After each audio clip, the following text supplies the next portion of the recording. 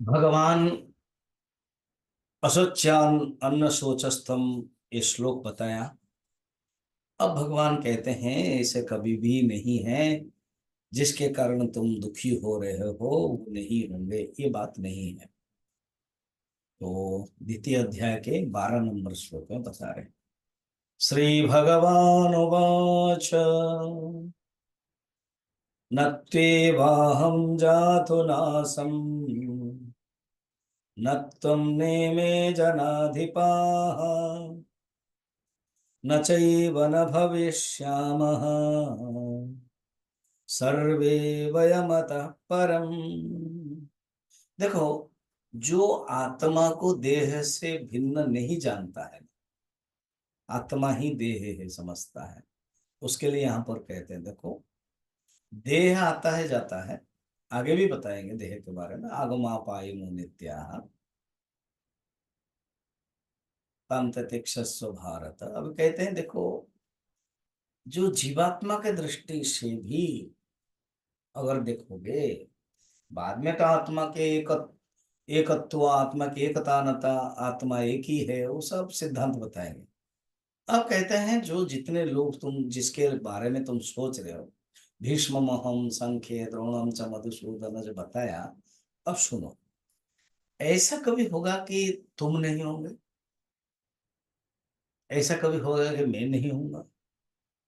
ऐसा कभी होगा जिनके लिए तुम दुखी हो रहे हैं वो नहीं होंगे? ऐसा नहीं है, हमेशा ही रहते हैं।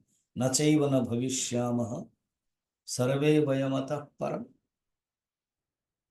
इसके बाद लोग भी कोई नहीं रहेंगे। अब देखो, कभी भी नहीं था ये नहीं है, तुम भी नहीं थे ये बात भी नहीं है, ये जो राजा लोग भी नहीं थे ये बात भी नहीं है।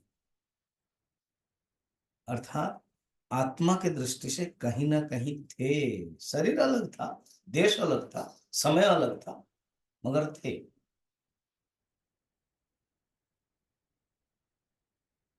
अच्छा, ये बात नहीं कि मरने के बाद भी कहीं नहीं रहेंगे, फिर जन्म होंगे, क्योंकि आत्मा की सतत्यता है। ऐसे भी नहीं होगा न चैव न भविष्यामः, तुम न, न डबल न है, न तु एव अहम जातु न आसम, दो दो न मंस पॉजिटिव हो जाता है।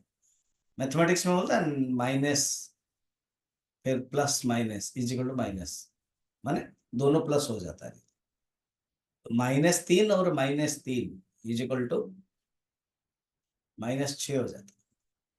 तो ऐसे पॉजिटिव आ जाता है।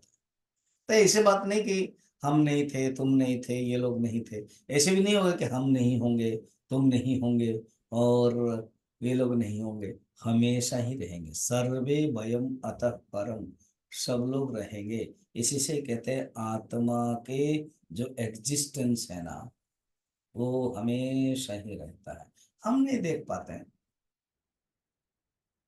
अब एक साइंटिस्ट है, वो डी ला बार, जो जर्मनी के एक बड़े प्रसिद्ध लेबोरेटरी है, वो देख रहे थे क्या, तो किसी के हाथ में देख रहे थे, हाथ दिखाई दे रहा, मगर वो के हाथ में तो बहुत कीटाणु भूताणु आदि सब है,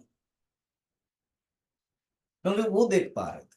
तो इसी प्रकार अर्जुन, तुम नहीं देख पा रहे हो, मगर मुझे क्लियरली दिखाई दे रहा है कि ये जो आत्मा है, जो आत्मा ही शरीर में युक्त हो गया है, वो ही आज मैं कृष्ण बना हूँ, और तुम अर्जुन बने हो, और भीष्म आदि सब बने हैं।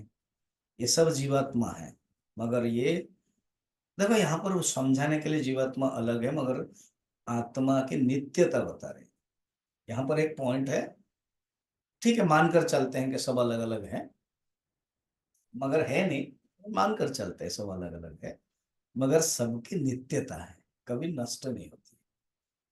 ये बातें बताई जाती है, नित्यता को स्वीकार करना है।